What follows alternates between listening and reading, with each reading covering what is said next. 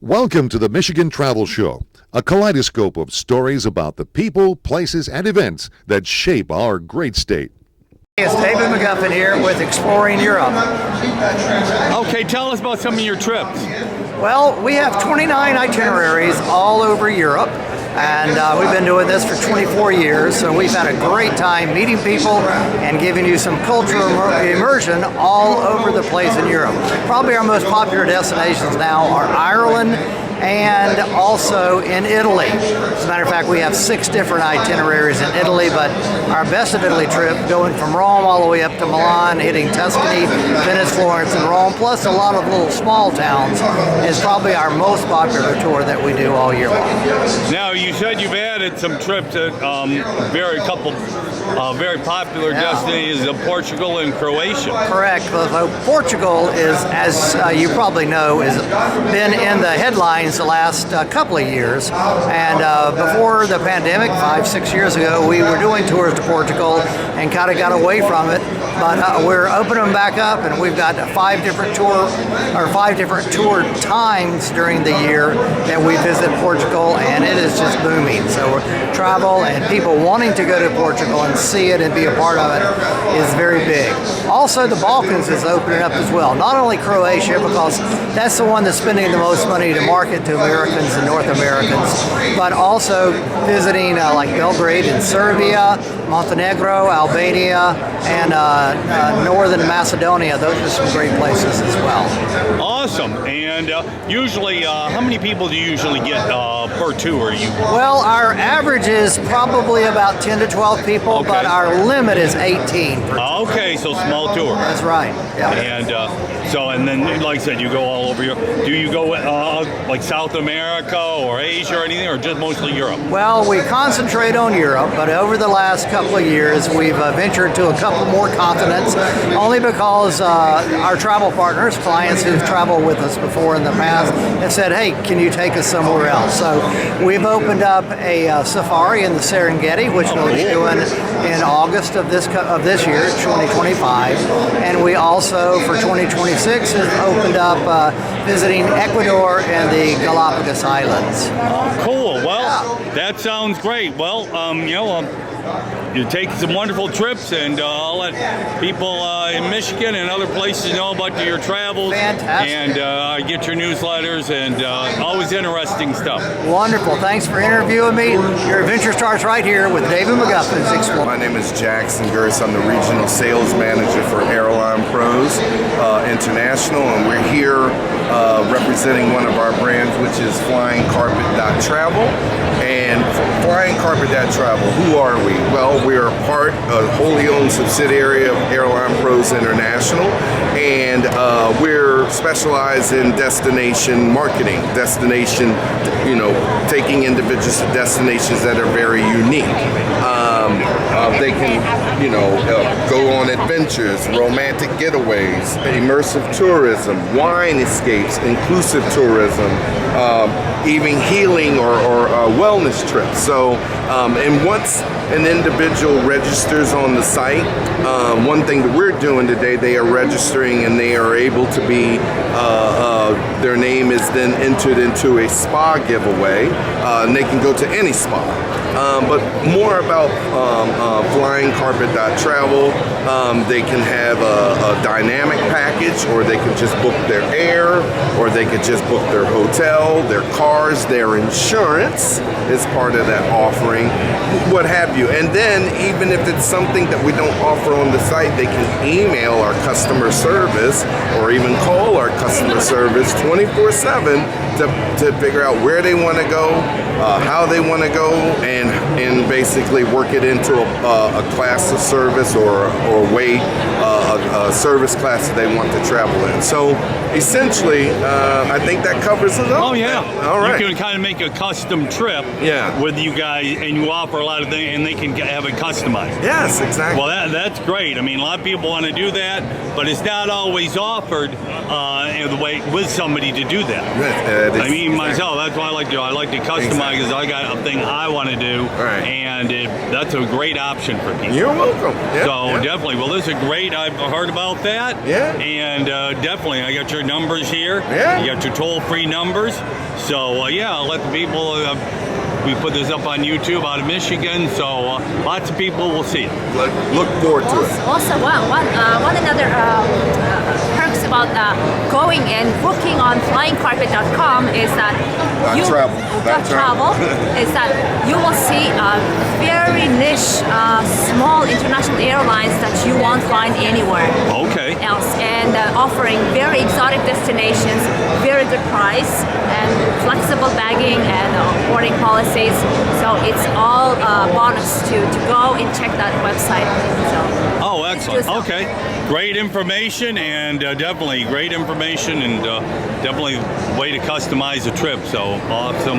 Well, thank you, both of you, for a great interview. All right. Thank you. Hello, my name is Jacqueline Kavanagh. I'm the crew recruitment manager with Clip Around the World Race. So we're a Around the World yacht race. What happens is there are 11 70-foot yachts. You sign up as crew.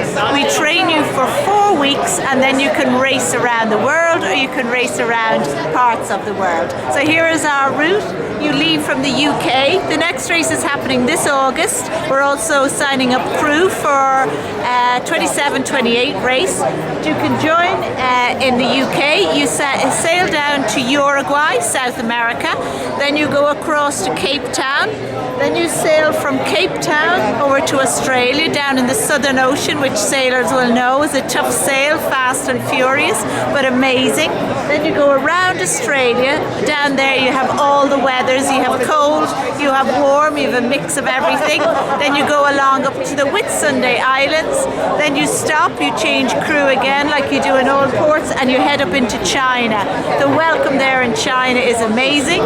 Then you go a little bit east. For the first time we're going to South Korea this year. Oh, okay. Then you go across the North Pacific on leg 8. That's a big, hard, tough leg where there'll be rain and big waves, but the welcome will be amazing when you get to the west coast of America. Then you sail all the way down the west coast of America, big long, but you'll have downwind sailing, you'll have the spinnaker up, it'll be fantastic. You go through the Panama Canal, which is unbelievable if you've never sailed through the Panama Canal. Then up the east coast. So last time the race came into D.C, it was one of the best stopovers on the whole race. Then it's the final leg home where you go across the Atlantic and you go around to Scotland and then back down to Portsmouth. So there are 11 yachts racing at any one time. So there'll be up to 200 people racing around the world, and it is absolutely fantastic. So I did it back in the 2022 race, 11 months at sea, and it's a life-changing experience. That's pretty amazing. That is quite a trip. How much does a trip cost? So to go the whole way around the world, it'll cost you £60,000 roughly. But you're at sea all the time, so of course you can't spend any money. Right, of course. And but for that, you're living on the boat. You get all your food. You get your foul weather gear. So it's actually a bargain. Yeah, it's not a bad price. No, and also what you could do is you could just do 1 or 2 or 3 legs. So one leg will cost around £7,000 to £8,000, and your training is £6,700. So during your training, we teach you every single thing you need to know to be an ocean racer. Where do you train at? Right there in England? Yeah, you train down near Gosport, near Portsmouth. So you could do your training in 1 or 2 blocks, or you could do it all together in 4 weeks. Now I see these are the boats here. Yeah. You got some pictures here, and then those are the living quarters right there. Yeah. So that's kind of cool. So we have bunks on the boat. So we do what you call hot bunks. So you share your bunk because you're on ships. Yeah. So somebody gets out and you get in. Okay. Oh, so okay, you got in and out. Okay. Yeah. Because it's small and yeah, but it's it's an adventure. Yeah. Oh, yeah, totally. it's not a cruise. It's most certainly not a cruise. No, it's an adventure. It's an adventure. It's a challenge. Right. You aren't going to go on this because you're for luxury. You're going on this because you want adventure, and adventure is not cruising. Yes, exactly. Well, pretty cool. Yes, this is pretty cool. Yeah. Are you tempted to sign up? I I think about it, who knows? My life changes every day, so I don't say I won't do anything.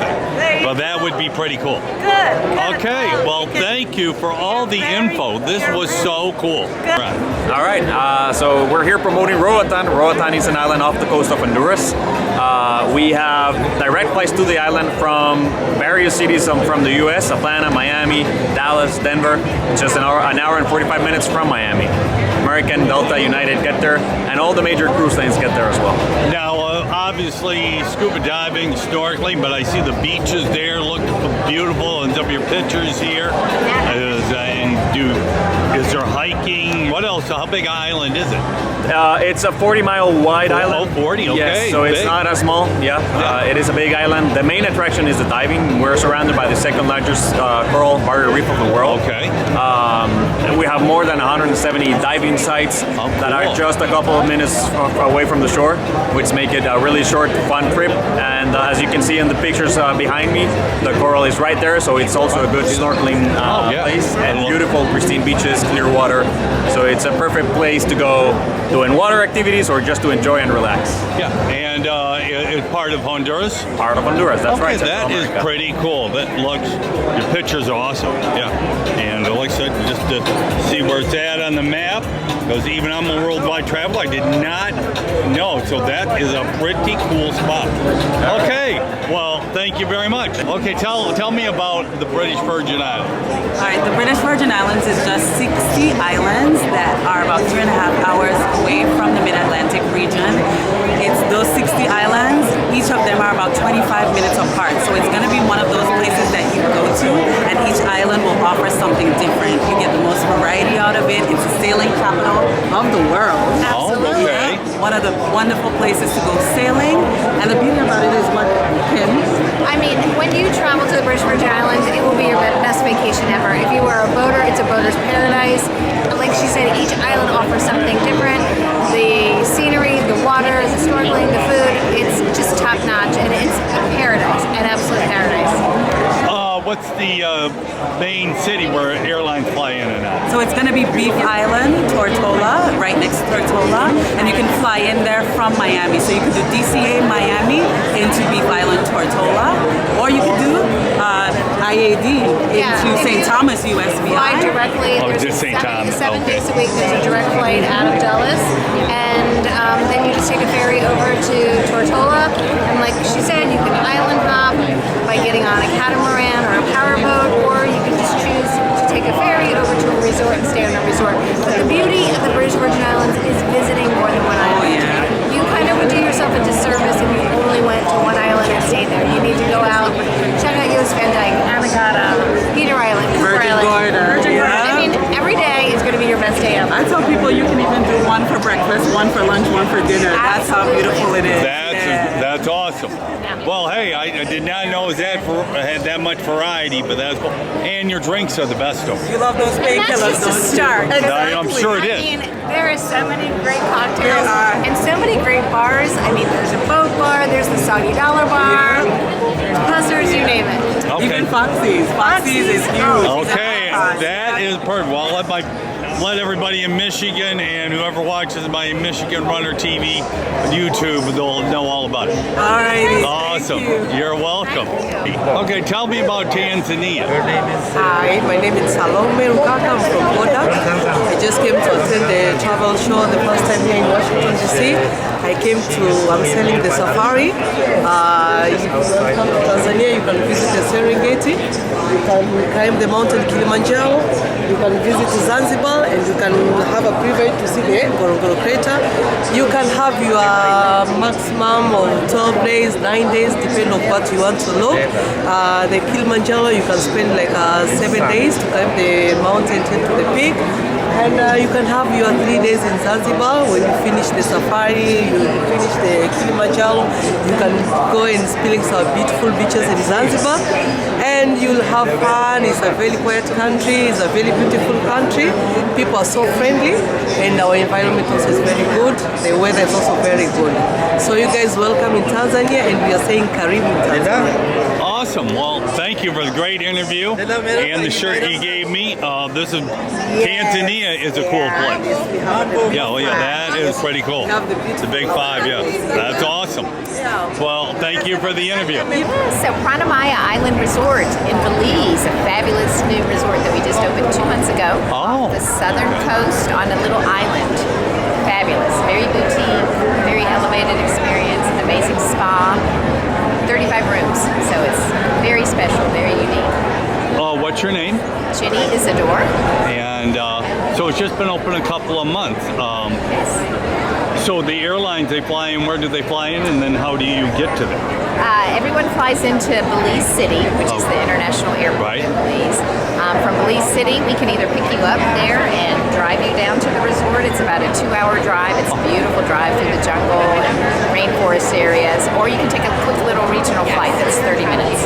Okay. So easy to get down. We'll pick you up at the airport, transfer you over to the pier, and then we've got it's just like a 3 to 5 minute boat ride from the pier over to the island. So I'm just going to get a few pictures here. So that's what it looks like. Pretty cool. And then here's Belize, as you said, is just south of Mexico. So pretty cool. We're just right here off the southern coast on this beautiful little Placencia Key. Oh, cool. A unique place, to say the least, in the Caribbean area. So cool. Well, thank you for the interview. All right. Well, welcome. My name is Melissa Riggle. I am with Visit New Bern, North Carolina. I'm the executive director of the TDA there.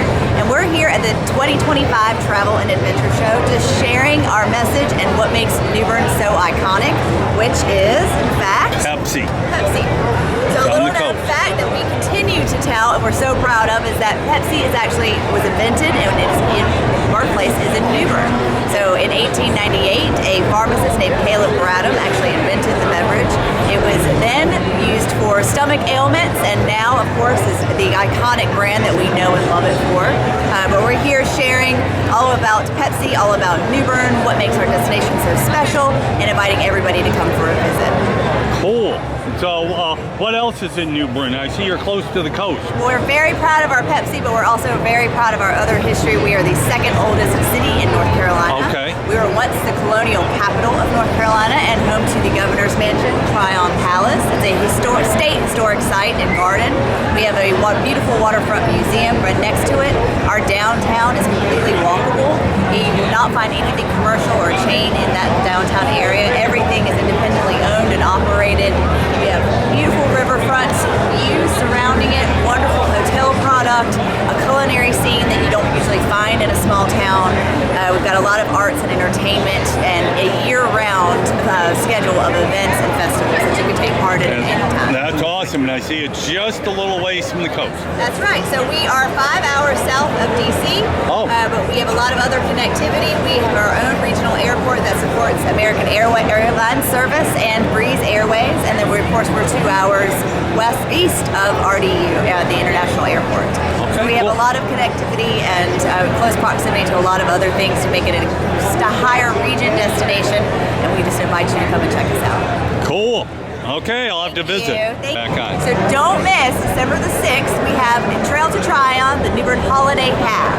That is New Bern's half marathon. It'll be the 4th year in a row. We are excited this year. We have partnered with the Carmel Road Race Group, Todd Oliver, and he is going to take us to the next level and really hit a national visibility with this. But this is a beautiful run through our downtown. You'll see our iconic waterfront parks. You're going to see our historic streets, and you're going to go through the beautiful residential district. So this is a place where you're going to have an experience, not just a run. And then we have a lot of great things to do afterwards. And of course, it's the holidays, so what better time of year to travel? Now, one other thing with Pepsi, does Pepsi have a plant there that you can tour?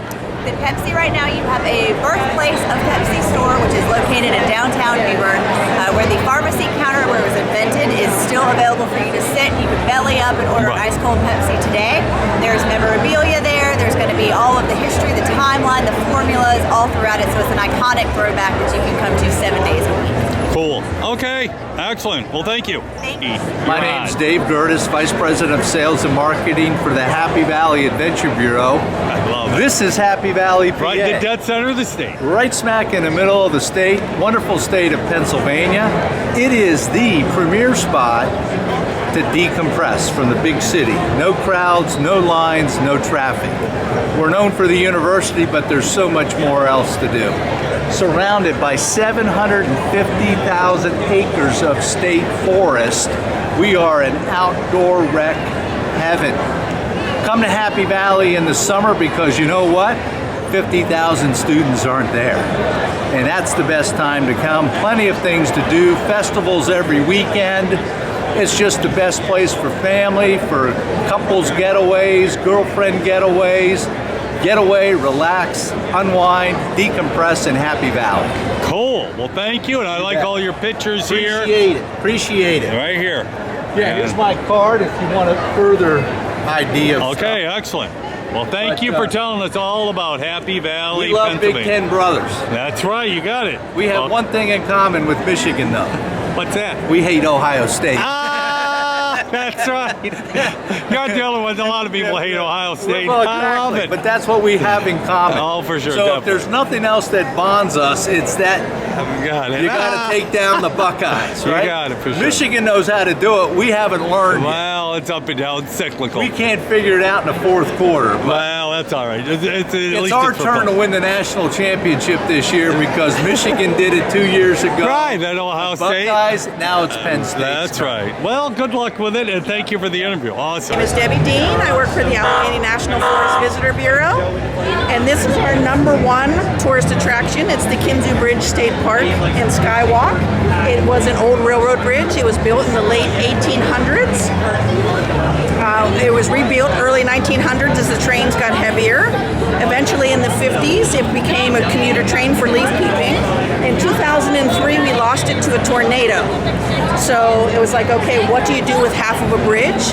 So they rebuilt it, they widened the end and put in a glass bottom, and now it's the #1 state park in Pennsylvania, top 10 skywalks in the whole world. Now, how high is that from the base? It was built at 301 feet. 300 feet. And it's a little over 100 yards out to the gorge. Right, but then, well, 100 yards, or are those 600 feet out? It's about 100. It's 100 yards out to the gorge. Oh, okay. Well, that's all right. But yeah. So it's gorgeous. Totally looks it. In the fall foliage, it's spectacular. It'll be open. I think it reopens August the 9th. But you can always see the visitor center, the Pennsylvania Wild Store, and the overlook of the sky. What's the name of the state park there? The Kinzu Bridge State Park. Okay. And that's all part of the Allegheny Forest and all that other stuff. National Forest. We have 600 miles of trails. I see there's trails going to the bottom. They got a trail going to the bottom. You can hike right underneath of it. That's pretty cool. It is pretty awesome. Well, they left all the wreckage of the tornado there, so you can go down and explore. Oh, pretty cool. It's not for the faint of heart. There's about 300. Oh, it's a haul. It's going up and down hills hard. It is pretty hard, so be prepared and bring your water. Okay, that is awesome. Well, thank you very much for the interview. Like I said, you guys are from, I see that at all your welcome centers. That's an iconic picture, so that's pretty cool. That's one of the top 10 most scenic skywalks in the world. Pretty cool. Excellent. Thank you very much. All right, thank you.